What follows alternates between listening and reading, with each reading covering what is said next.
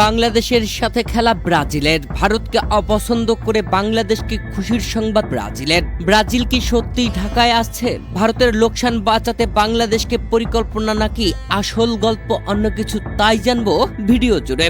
Messi এসে খেলে গেছেন, কিন্তু হলুদ জার্সির বিশ্বজয়ী ব্রাজিল কি কখনো পা রাখবে ঢাকার মাটিতে? হঠাৎ করে রোববার ঢাকার মাঠে ব্রাজিলের 5 সদস্যের প্রতিনিধি দল।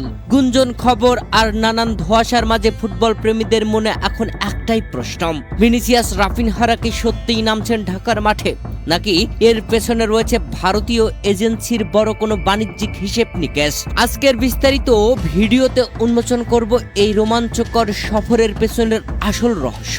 গত 23 আগস্ট আংশিকভাবে ঢাকার বঙ্গবন্ধু জাতীয় স্টেডিয়াম ও বসুন্ধরা কিংস অ্যারেনা পরিদর্শনে আসে ব্রাজিলিয়ান ফুটবল কনফেডারেশনের 5 সদস্যের একটি উচ্চ পর্যায়ের প্রতিনিধি দল। শুধু মাঠ দেখে দেখাই শেষ নয়, ঘাস, ড্রেসিং রুম, মিডিয়া বক্স থেকে শুরু করে ডাগ আউটের চেয়ার পর্যন্ত খুঁটিয়ে পরীক্ষা করেছেন তারা। পরিদর্শন শেষে বাফুফের সভাপতি তাবিদ আওয়ালের সাথে একটি সৌজন্য সাক্ষাৎ সারেন